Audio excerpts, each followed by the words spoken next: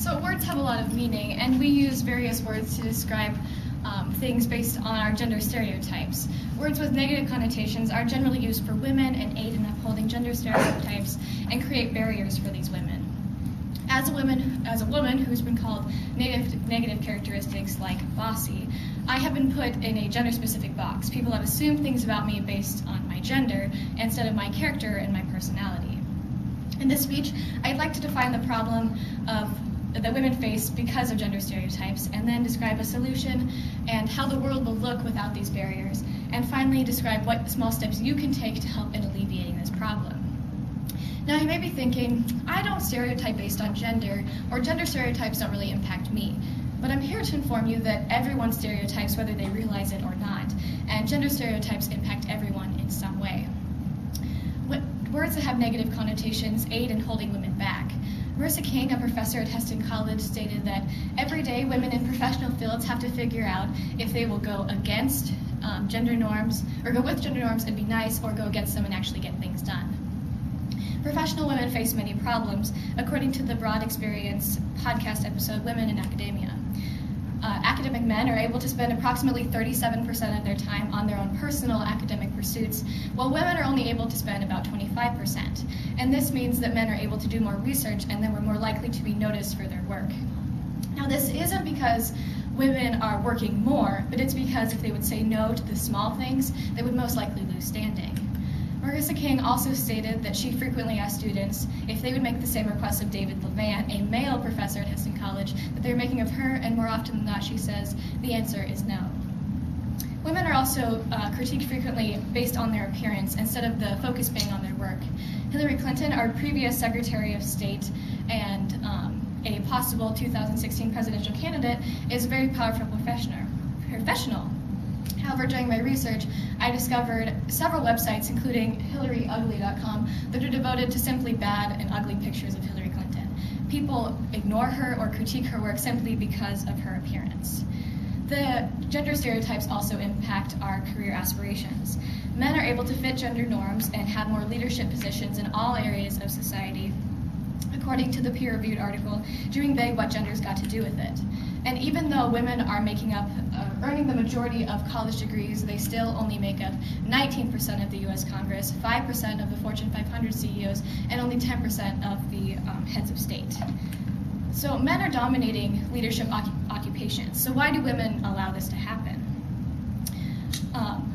We as a society throughout time have given words to both males and females. Now people believe that the patriarchy has controlled what women believe that they can do and cannot do. However, both men and women are responsible for assigning these categories.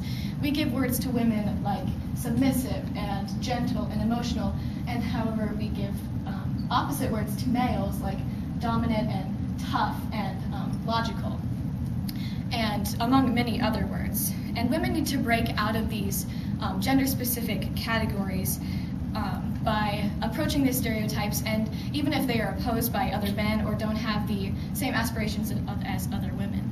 Furthermore, men make up the majority of those employed in the science, engineering, and technology fields, but companies like Goldie Blocks, an engineering-minded toy company for girls, is trying to change mindsets by showing girls that they can do what boys can do too. Girls learn about some basic principles of engineering as they play, which helps females learn to deviate from gender-specific career norms. According to the peer-reviewed article, Effects of Subliminal Effective Priming on Occupational Gender Stereotypes, both implicit and explicit stereotypes have the same amount of impact on children, meaning that adults need to be really careful what kind of assumptions we make about people and that we speak to children and show to children if we really do want change. So women being inspired to have jobs that have been traditionally held by men is really great, but how is this going to impact our society positively as a whole? Change in our society, changing the way our society thinks about women and gender roles and calling attention to the stereotypes we have about women will benefit our society by providing progressive and positive change. Women will be taken more seriously and not be looked over when applying for jobs that have traditionally been held by men. Furthermore, since women are in charge of both their careers generally and household activities, we need to change our assumptions about who actually does the work to become more equal if we are to view professional women as equals as well. And furthermore, gender equality is not a negative for men, as many assume, according to the Michael Smith article, Why Men Should Support Gender Equity. As masculinity is a big factor of how men develop, and this will become less of a factor in a male's life as traditional gender definitions of being male change. Now, the world would be a really great place without women being put down, but what can you do? I mean, you're only one person, and you can't change the conceptions of an entire society. However, the Ban Bossy campaign, started by Sheryl Sandberg and Ana Maria Sanchez, targets the word bossy as a culprit that holds women down. So I'd like to persuade you to stop using derogatory words like bossy when talking about women. And while banning bossy is only a small fraction of what needs to happen for women to be able to take the leadership roles that they deserve, it's a catchy campaign that helps bring awareness to the situation. And banning bossy is only the beginning. As Tina Fey said in the movie Mean Girls, you guys have got to stop calling each other sluts and whores. Women, stop putting other women down and judging them. It just brings the whole gender down and continues to make us inferior to men. Now, not using these derogatory words is one thing, but then it stops with you. So I'd like to challenge you to take the Ban Bossy Pledge online. Seriously, you can take out your phones right now during the speech and go to banbossy.com and then post your new resolution on Facebook.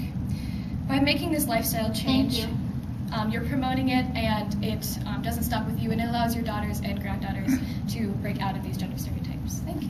Thank you.